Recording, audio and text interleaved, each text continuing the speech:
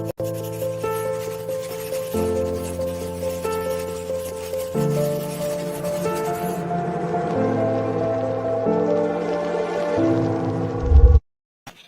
everyone. This is David Ellis, and I'm back with another episode on the IHN network. And we are here with Celine Kostler.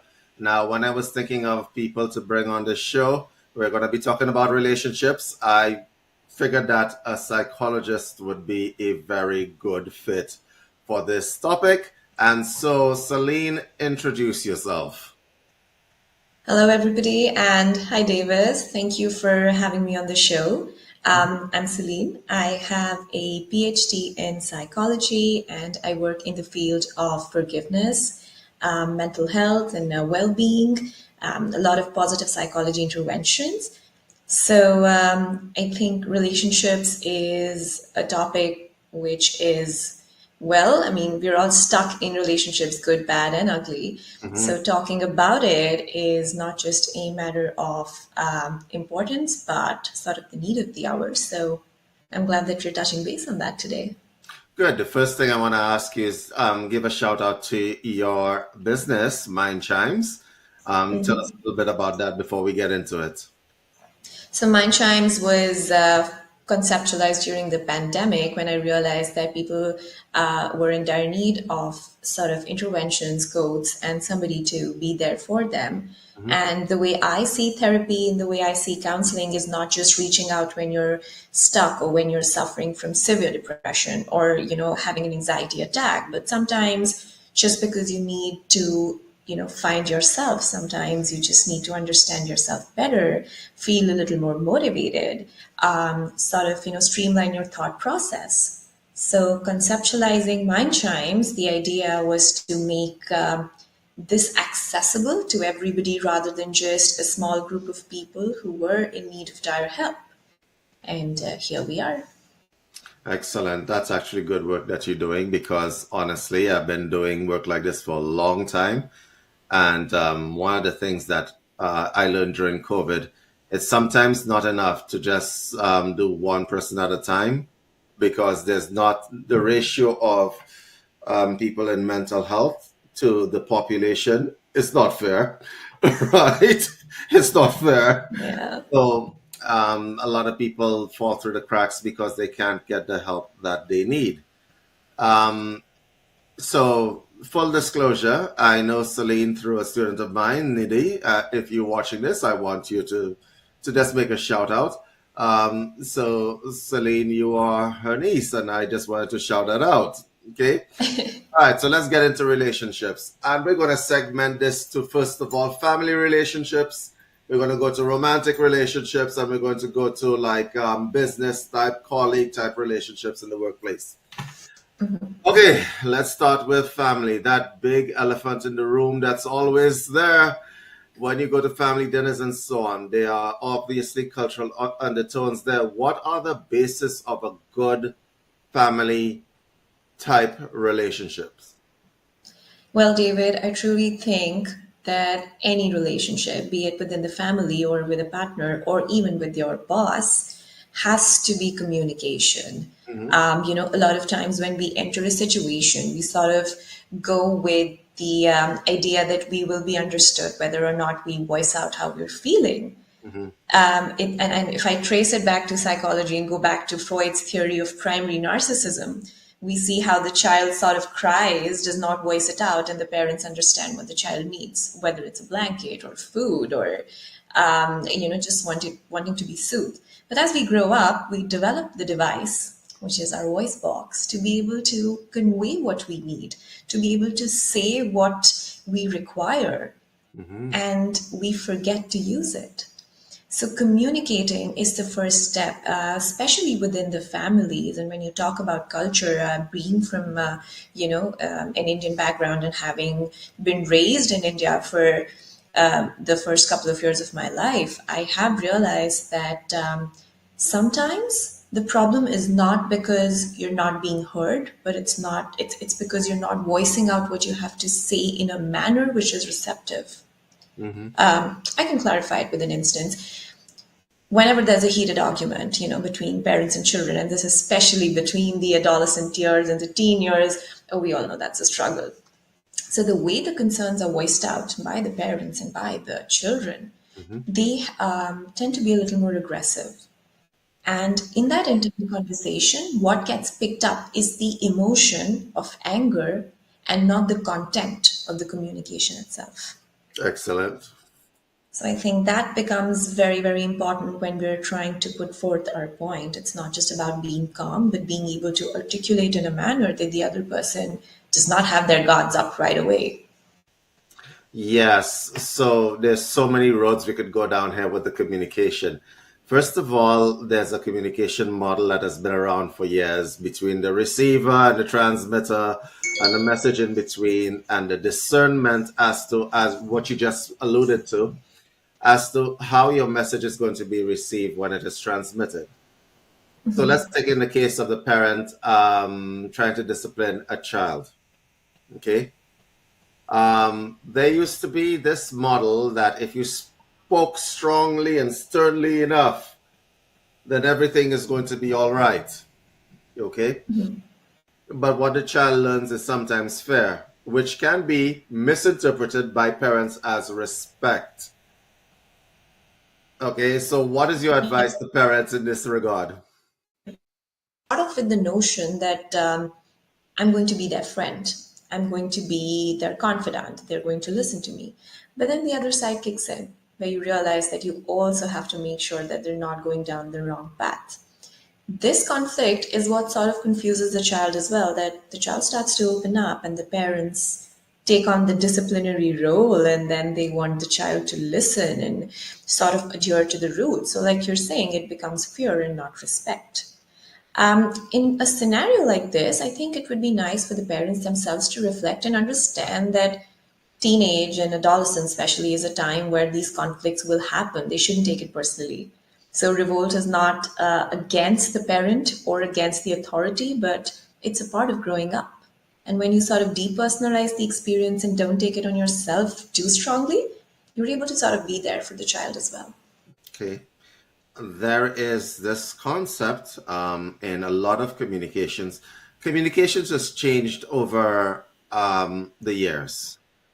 So now people tend to feel like they're being silenced because something there is a an inherent evil. I call it terroristic communication that has crept into our discourse.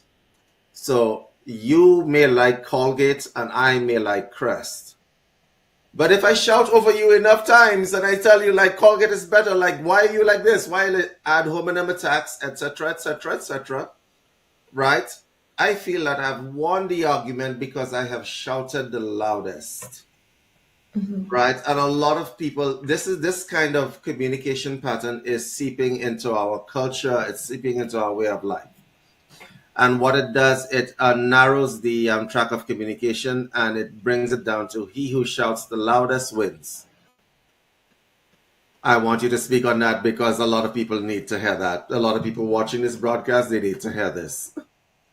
No, you're absolutely right. And I think that comes from a deep rooted feeling that the individual themselves have, that they're not heard, that they're not valued. So it's not just about raising your voice, but the fact that your deep rooted insecurities are so strong that you are not being listened to, that you're not being understood, Mhm. that raising your voice becomes symbolic of you sort of putting yourself out there. So it's not just communicating with a raised voice, but it's also a cry for help that, hey, I'm standing here trying to communicate to you, and I feel like you're not listening to me. And I'm left with no other option than to scream. So hear me out. See, anger, I feel, is, and we've all talked about it, it's not just anger, it's a camouflage. And I think yours, for when you're screaming, when you're raising your voice, anger becomes a camouflage for the pain that you're feeling of not being understood. We're all human beings. We want people to be there for us. We want them to understand us. So I think that is a conflict that should be addressed. And if this is a pattern which is being repeated multiple times, Mhm. then I would see it as a cry for help rather than, establishing authority. Yes, I think this is going to be one of these broadcasts which people are going to be playing over and over again. I want to pick up another topic, the concept of attacking as a means of getting attention or making a point. So let's use the Colgate and Crest episode. It's very basic and whatever.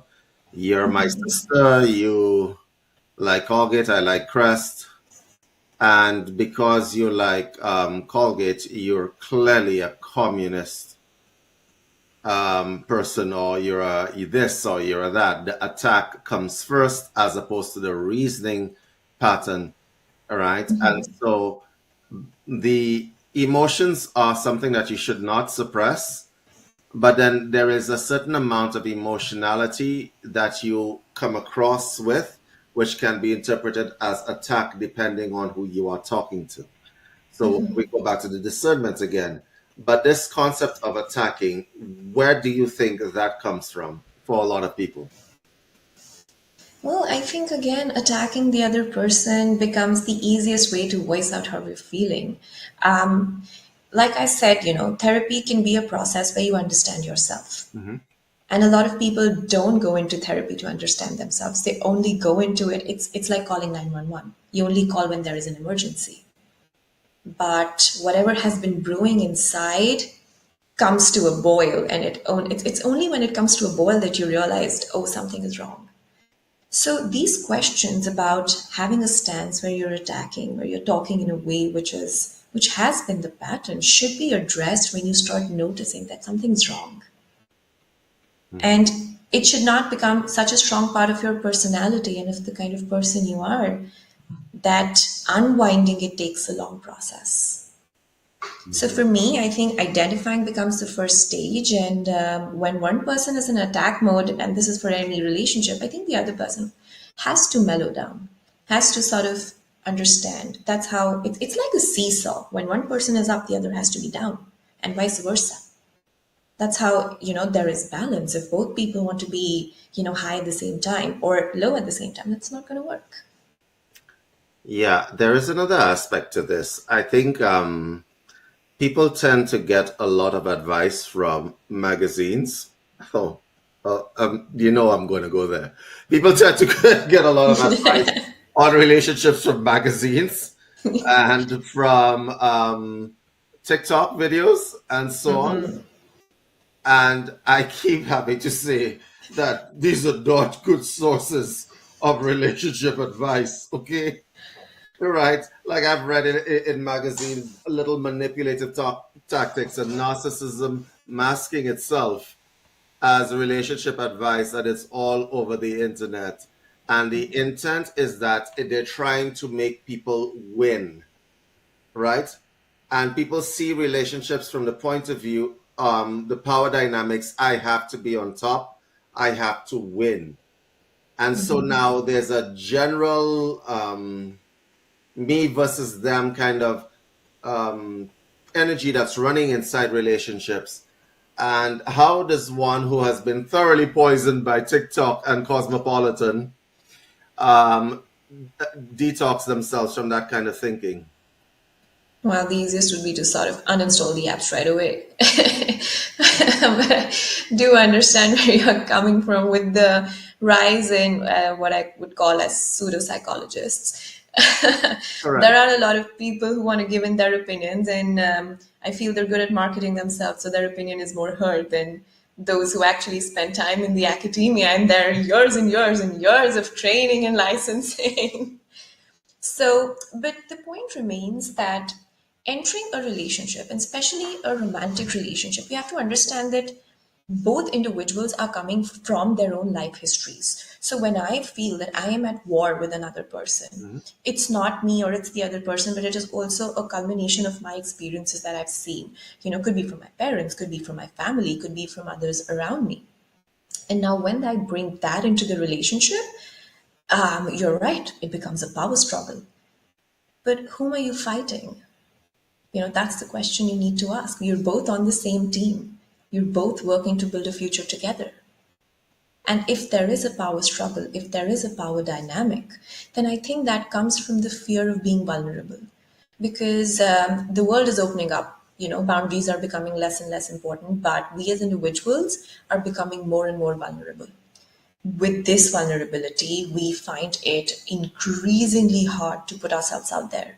Opening up, trusting others, communication, again, is not what it used to be. So when I operate from my vulnerability and I don't want to open up because I am scared that the other person will misuse it, then yes, I'm at war. So the war is not with the other person, but with your own self. Yes, I remember a statement by an old professor of mine. He said the war begins when the communication stops. That's true. And the thing about it is that a lot of people have not understood this concept. So romantic relationships are usually the buzz, right? Not people don't realize that when they enter a relationship, they come with a certain amount of what we call, oh, I hate to use this word. I really do. I'm going to use it anyway because everybody's going to need to identify what it baggage on board. Yeah. Woo! That was like an ice pick in the head. People come with predispositions on board, right? And they come with it from their families. Now, I'm going to make an allusion to your culture because there was a very important and seminal text that was written some years ago called the Kama Sutra. Lots of psychology in there, right? One of the things that it said, which was kind of excessive, was that before you enter a relationship, you would have to have mastered 64 different skills first. Okay? Yeah. To learn to read, write, like sing, dance, and stuff like that. The point of it was to try to make people balanced human beings before entering into a relationship. But one of the subtle arts that it said is introspection. You had to introspect, meditate, and so on, and see the issues that you have and pay attention to them and be aware when they manifest themselves. Okay, so that's lost into this. Oh, I agree. Okay, that's lost into this. How can we make introspection sexy again? Okay, how can we do that? I love the way you put it. No, you're so right. I think, David, and I'll tell you from personal experience, there was a phase that I went through as a much younger person where I would stop at every reflecting surface, look at myself, and appreciate, like, wow, that's good. And I don't see the kids doing this these days. I mean, I think I'm not going to blame social media because, again, social media has a lot of advantages, but our sense of who we are. When I was growing up, we did not have Instagram and likes and comments and followers to validate who I am. Well, you're going And to get me now, started on this one. Yes, go ahead. Go ahead. but it's so unfortunate that when people are entering a relationship, they want to sort of get a validation for who they are, for how they are, for their Mhm. traits and attributes from another person. So for me, what my actual mirror was doing is now another person for a lot of people. So for them, that sort of, that mirroring of their strengths and their who they are as individuals is coming from a living being. Now, this living being is also entering the relationship with their own set of emotions, their own baggage, sometimes traumatic baggage, and they might not be able to reciprocate it. So what in turn happens is that when I don't get that sense of validation, which could actually be due to the other person's, inability to sort of reflected back to me, I start taking it as my own trait and I keep going into my shell. Now, this also becomes the starting point of toxic relationships. Yes, we're definitely going there. Yeah. So, I mean, when there is too much validation, then, that sort of overshadows everything else. Okay. And you want to stick there. There are a few concepts that I'd like to acquaint the audience with because I'm really enjoying this conversation. Aurea mediocritas means that the middle path, somewhere in the middle, lies the truth and the way. Extremes don't help in any situation. So here's the thing. You mentioned social media, and that requires an entire show. Please come back on this broadcast. that requires an entire show by itself, but I'm just going to make a small comment here. What social media has done, which is good, is that it connects people, right? People who haven't seen each other for years because social media can now keep in touch, okay? But it couldn't stay like that for very long. You remember when Facebook first started, it was like, oh, look, friends, it's like a class reunion every day. Then the likes and the attention started because it's addictive. And so people who were not codependent before somehow adopted the trait of codependency with an inanimate object, which is even worse because at least you can counsel a person if they're codependent on the person. But you can't look at the cell phone and say, okay, just 2 hours today, okay? You can't look at the cell phone and say this, Yeah. especially in a clinical setting. And so I think a lot of people, it has shortened the attention span as well. And that's the dangerous part. Because when you think about it and how the human mind operates, the validation that you receive from an individual, let's say it's your mom or your dad, like a hug as an example, you got the oxytocin being spread through the body, right? It is healthy. It lasts longer. This does not last for very long. Okay? The high that you get from getting validated by 3 likes is not going to last for very long because then you have to do it again. And you have to do it again, and it develops an addiction. So you have people who may be addicted to alcohol, heroin, and so on. This is not any better. But when these people enter relationships with actual human beings, they're thinking that the human being is this. Yeah, that's true. And so I need validation every 5 minutes, right? Every time I see you, tell me something good about myself. Give me a thumbs up. And so that can be extremely taxing on other people. For people who have this addiction, you suggest counseling. Am I correct? Oh, 100%. Self-love. I mean, why do we forget to love ourselves? We live with ourselves. I mean, you are in this body from the day you're born till the day you're going to die. Hmm. And if you yourself don't appreciate it, nobody else is going to appreciate it. Correct. So I'm all in for self. And I'm going to bring in Freud again. I think a little bit of narcissism is so important. Hmm. You have to be in love with yourself before being in love with anybody. And this could be any relationship with your parents, with your partner, even at the workplace. If you don't like yourself enough, you're going to be affected by the little blows that are coming your way. Somebody says anything and you start taking it as a personal attack. Your self-esteem sort of takes a dip. And it's a roller coaster. It's a roller coaster every day. And that's not healthy. Yeah, it isn't. I think a lot of people, I weep for the generation beneath us. I weep for them due to the fact that self love and self esteem, when it is not self sustaining, the look in the mirror that says, yeah, I'm on the right track. When that isn't present and people are looking for validation from other people, it may be from their partners, it may be from the parents, it may be from friends, as the case may be. What happens is that there will be a point in time where you reach a level where everybody thinks I'm great, and then you start to doubt the self. You start to doubt them. Okay, which is what happens to a lot of Instagram models, as an example. Everybody's thumbs Yeah. up, but are they just liking me because I look hot? Yep. You see how that actually sabotages the self-esteem in the same way. And I would love to write a paper on all these little nuances that we miss when we're talking about relationships, because when you are that toxic inside, and it's a toxicity because it's a need that you're trying to express, I need you to tell me that I am great. And if I don't get it, my self-esteem gets flattened. and I will try anything that I need to do to get it back up to a certain level, including false arrogance as an example. And let's talk about that.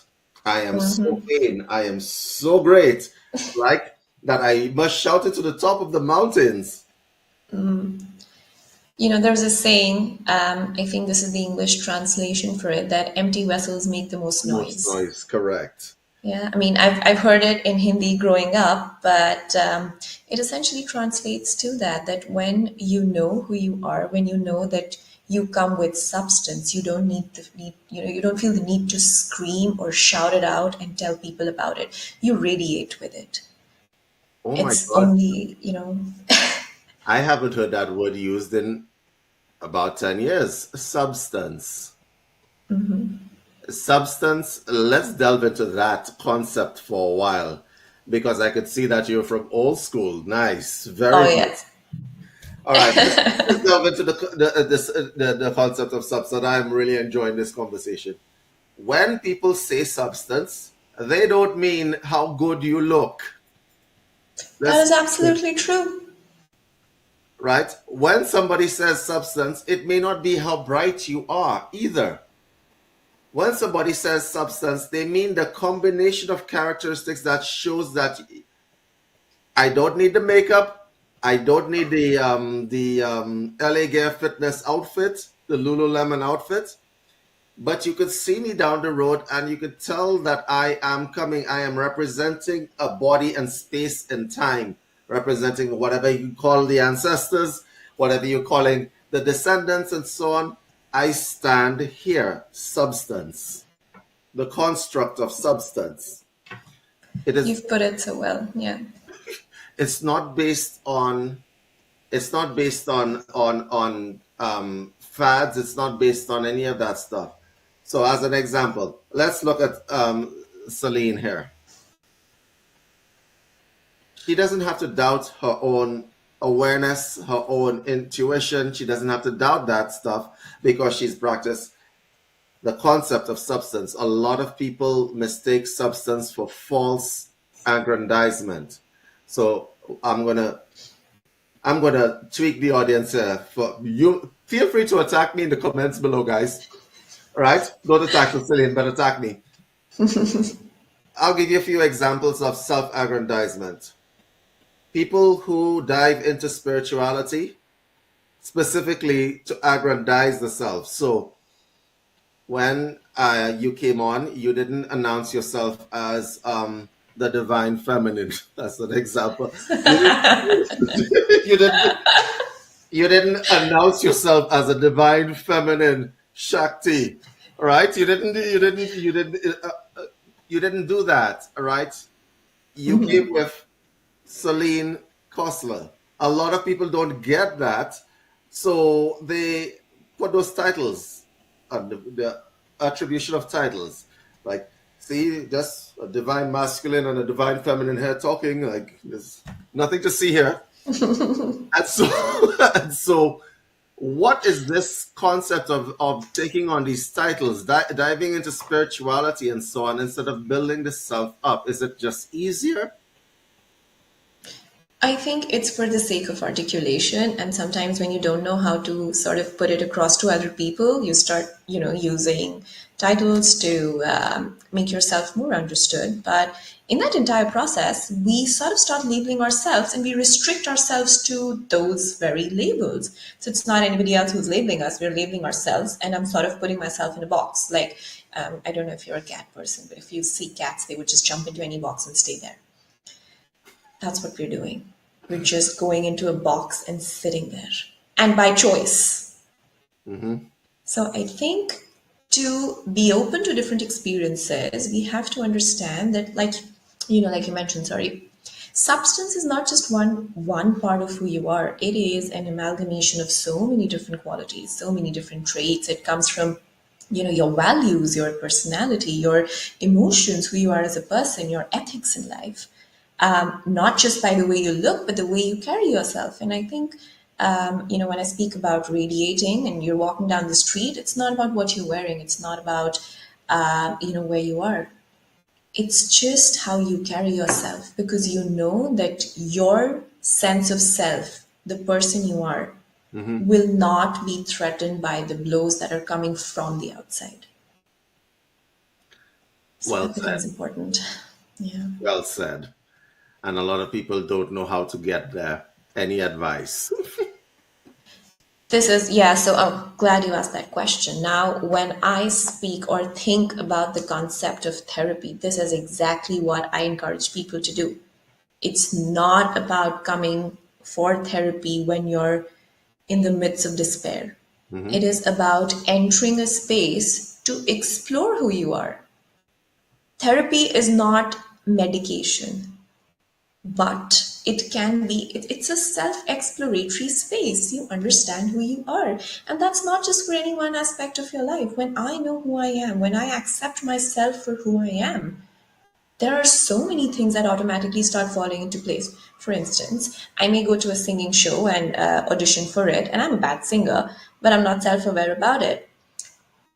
Others would laugh at me. They would sort of tell me that this is not for you. And I would take that very personally, because in my mind, I am a good singer. Now, no offense to people who are bathroom singers, that's fine, but you have to know your skills. Maybe I'm a good dancer, but I'm not auditioning for any dancing shows because I am not aware that that is a skill that I should cultivate.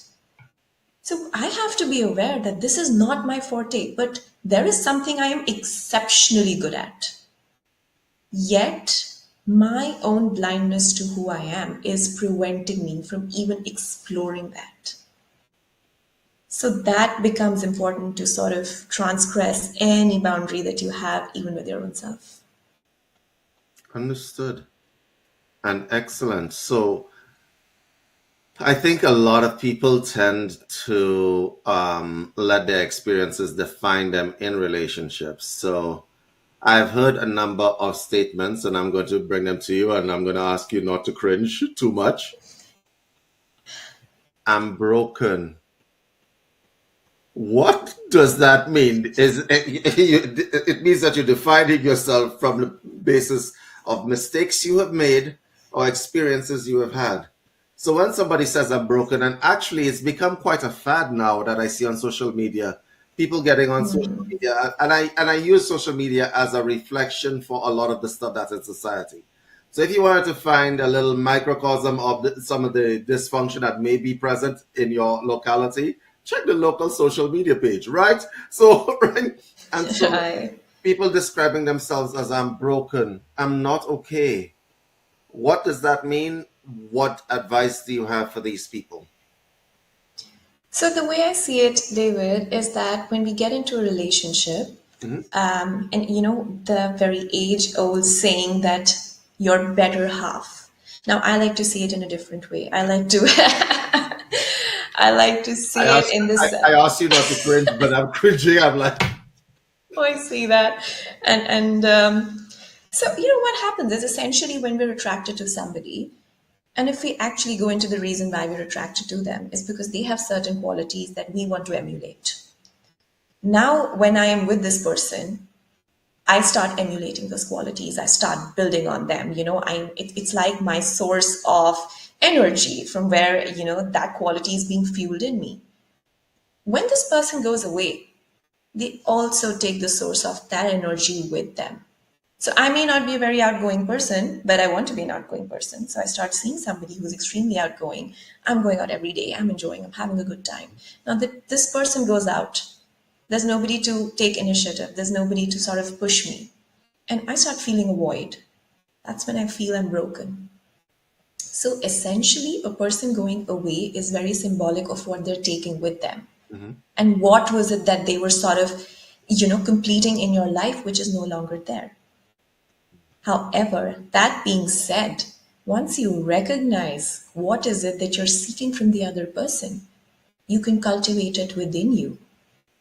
Mm. Start going out, dress up, go out, be on the road. Just, randomly go to a pub, sit, have a drink, be by yourself. Enjoy your time with yourself. That is what you were looking for. So I Yeah. think broken then becomes symbolic of all these traits being taken. It's never a person. It's always what they add to your life. that Hmm. moves away with them. Yeah, I think a lot of the dysfunction that we're seeing in relationships have become I think a lot of the media now, and that's not just social media, just media in general, has made dysfunction a very sexy thing. I'll give you a few examples to this route. I can't live with or without you. With or without you. Every Katy Perry song ever made, right? You look like my next what is the name? Mistake. Yes, you look like my next mistake. I listen to these songs like the brain listens passively, right? And then all of a sudden you're like, am I wait, did you just say that you look like my next mistake? I can't live with or without you? Okay, well that's a really bad situation to be in then, right? I would do anything for you. I would do anything for love.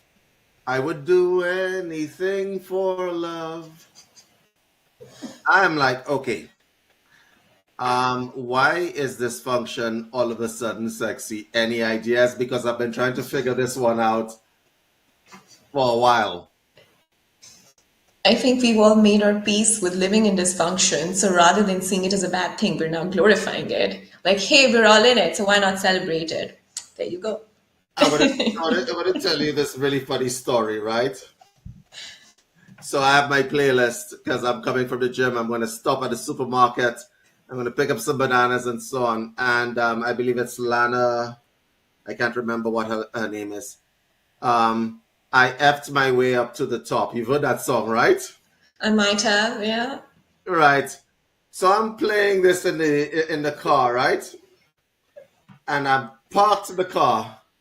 I can't remember the name of this artist. It's Lana something. Lana Anyway, Del Rey, I think. I'm not yes, sure either. right. And it's like it's basically I effed my way up to the top. It's repeated in this song.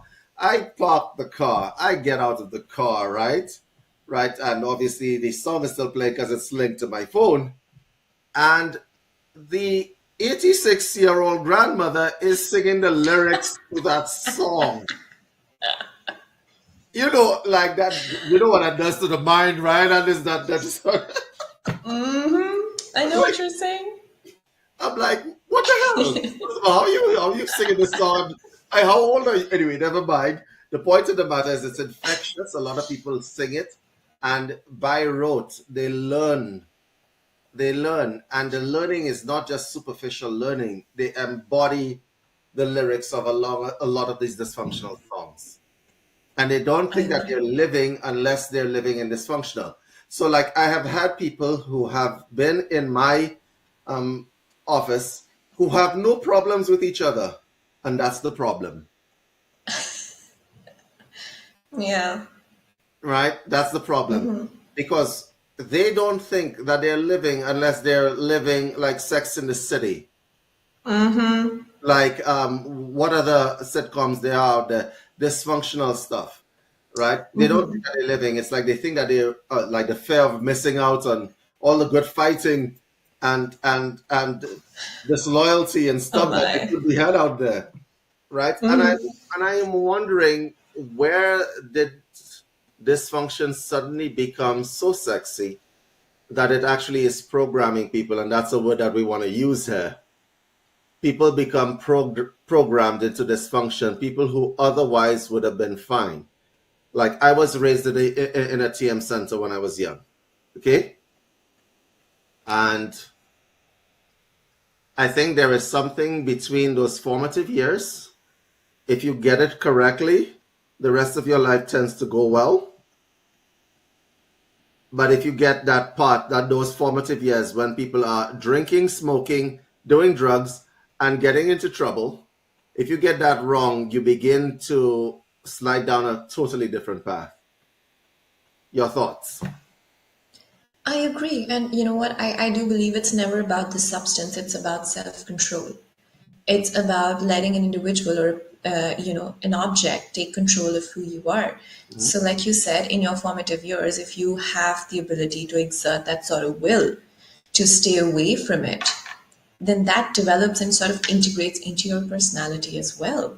And, when we speak of dysfunction, you're right. Sometimes the patterns that I've seen growing up, they become so normal that if I don't have it, it seems like I'm not loved. So if somebody's not fighting with me, and for me, I have grown up seeing love as constant fights, constant arguments, and you're not doing that to me, then in my head, you don't love me. Or you It's don't not care. there. You Yeah. don't care. You don't care enough. So refiguring those patterns and going back on it and reflecting, like you said, introspection remains the key. Then why is it that I'm seeking that sort of a stimulation in a relationship? And dysfunction also, I think, because of the lack of a lot of other activities that an individual is doing, we sort of depend on our partners to give us that thrill. I'm going to call it thrill for the lack of a better word, because there is an adrenaline rush.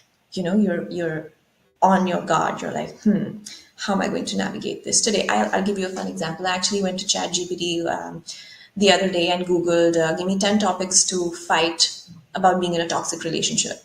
And ChatGPT did a good job. So that lack of stimulation sometimes can create such a big void that you want to fill it up.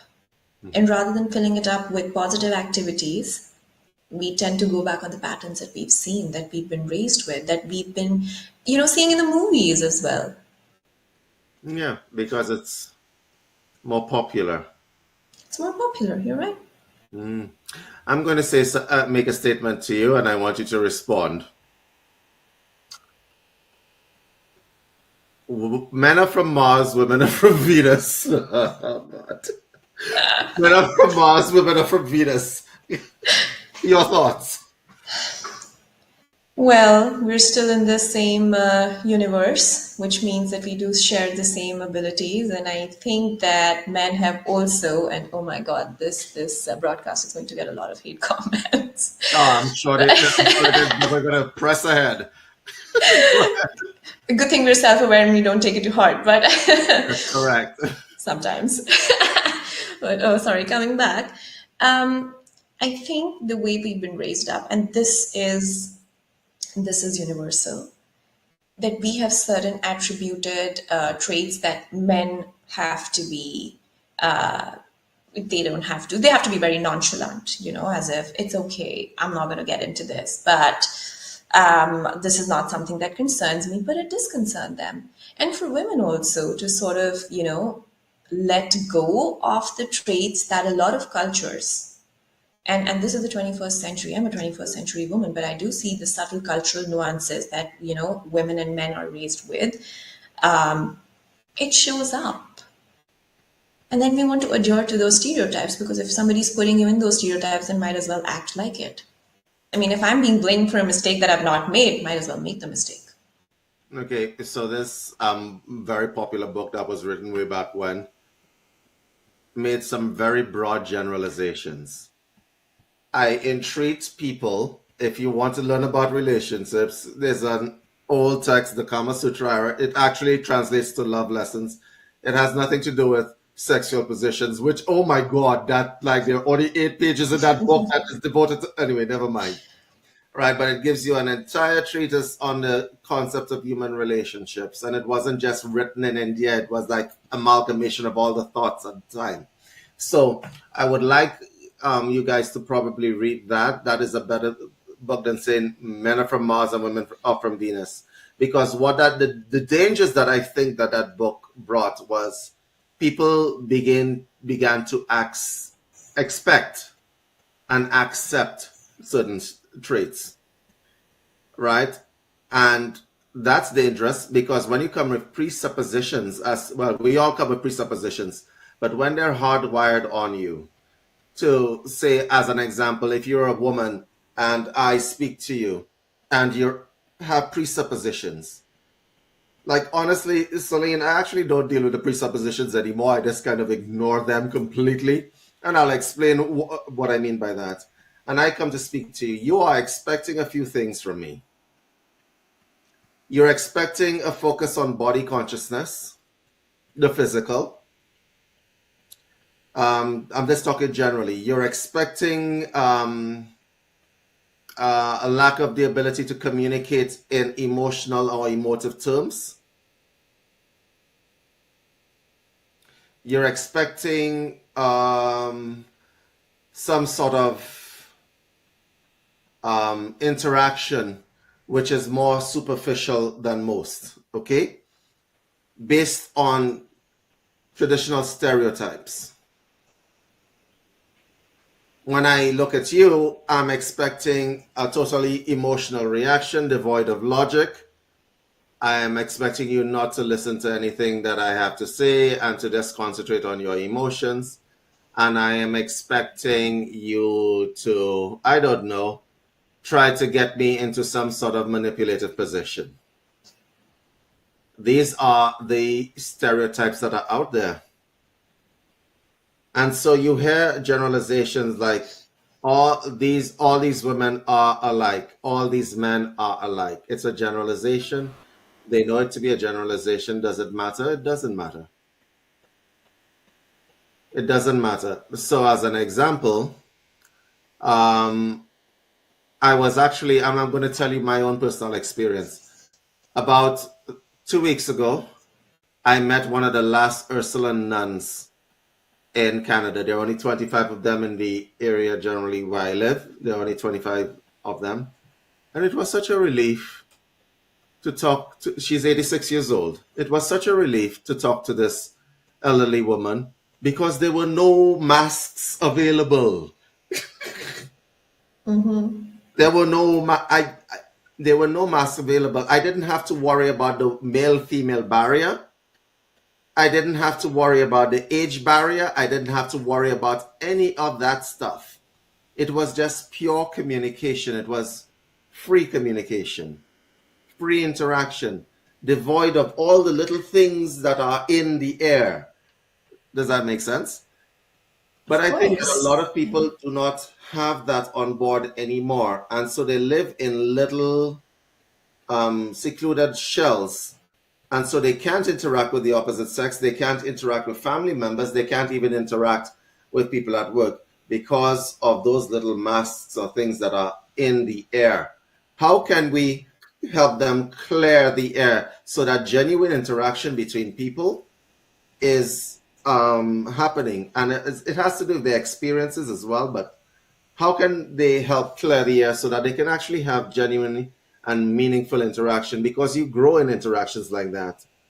I think the skepticism these days is also coming from the fact that our level of tolerance as an entirety it's gone down.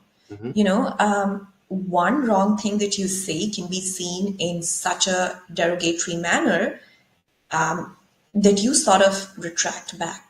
So as individuals, we need to have the patience and the tolerance to be able to understand that sometimes what is being communicated has the right intent, maybe not the right words. And this is not to say that we let people walk all over us or humiliate us. But in a conversation, the reason that most of us are holding back, I feel, is because we're always walking around eggshells. So that being said, opening up, being yourself, becomes the first and foremost step. And the second is something, as you mentioned, the Pygmalion effect. Now, for the audiences, if they're not aware about it, I'm sure, we've read about it extensively. Essentially, if I go in a classroom and I'm told that, oh, section A is a class full of notorious students and section B is a class full of high achievers, and somebody from section A asks me a question, I would probably dismiss that student feeling that, oh, they're not good enough anyway, so they're not going to learn. So even before I'm entering that classroom or interacting with them, I have a preset notion.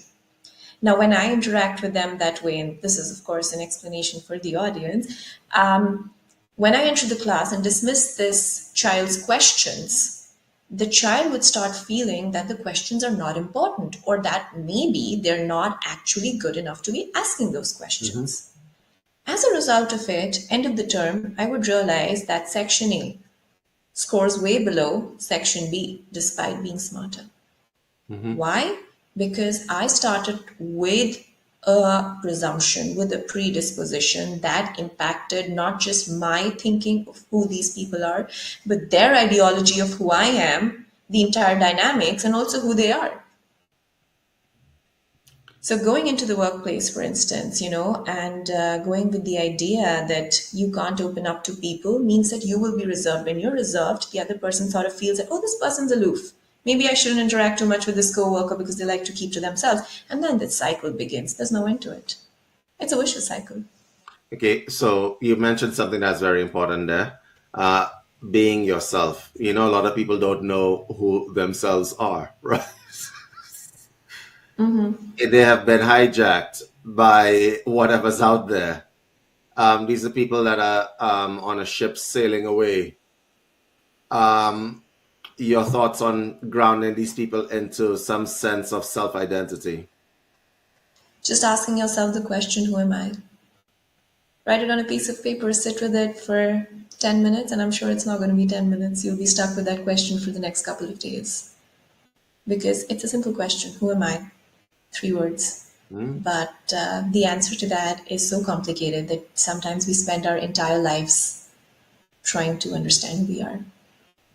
Agreed. Agreed.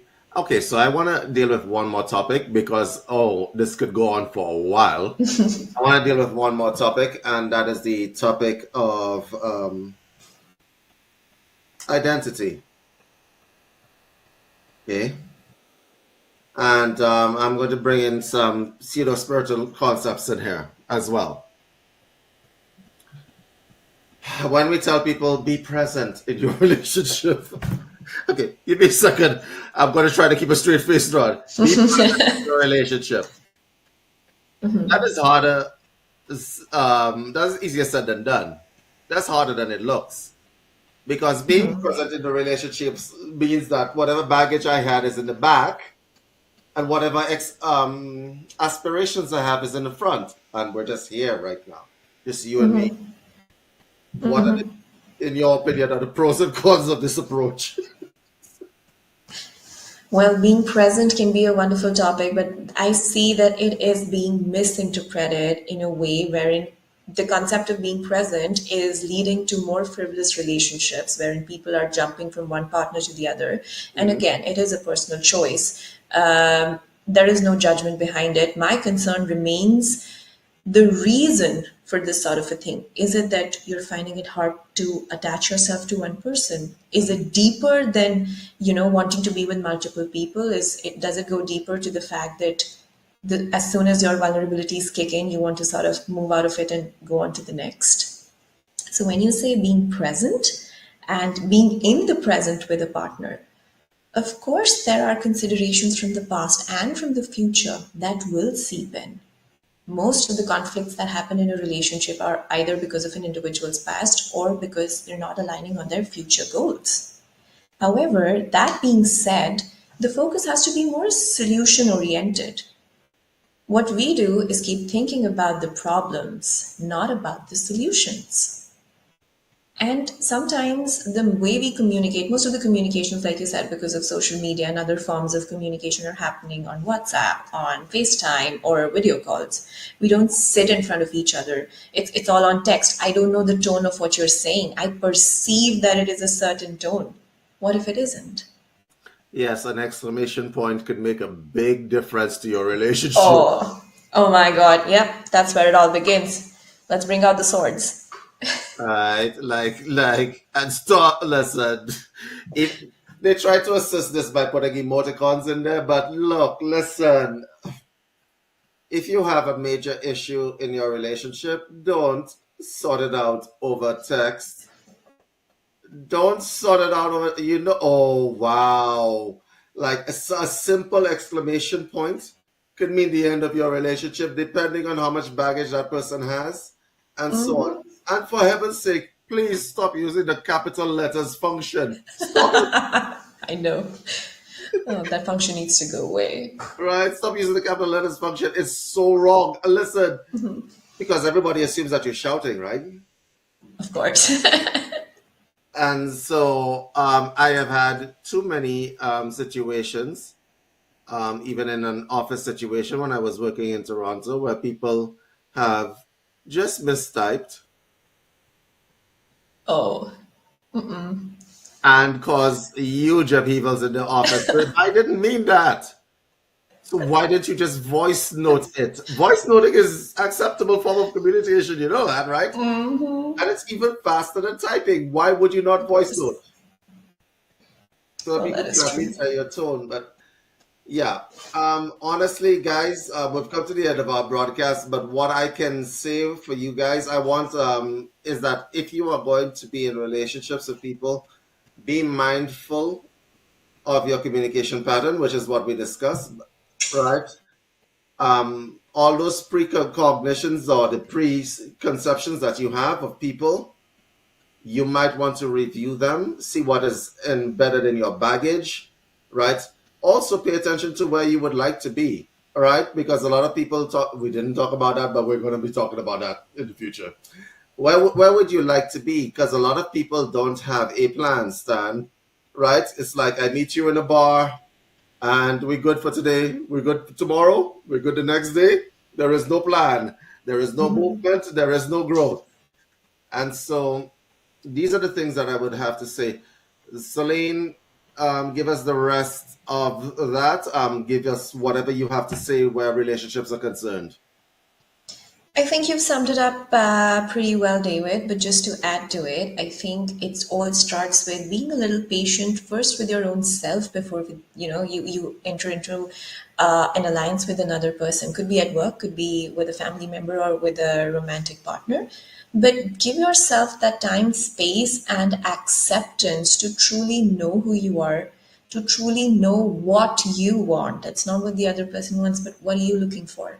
What are your goals in life? Like you said, to have a plan. And the people who are coming into your lives, are they fitting in well with that plan? Or is it sort of causing a turmoil and you're all over the place? So Yeah. understand who you are first. What do you want? And accept it. Accept your flaws. Flaws are not a bad thing. We make it seem as if it's a negative connotation, but it only tells you what your strengths and weaknesses are. And sometimes, well, most of the times, you can actually work on those weaknesses. But if I don't know what I don't know, how do I work on it? Hmm. Well said. Well said. Celine, give these people a way to get a hold of you because I'm quite sure there's some people who would want to talk to you about this.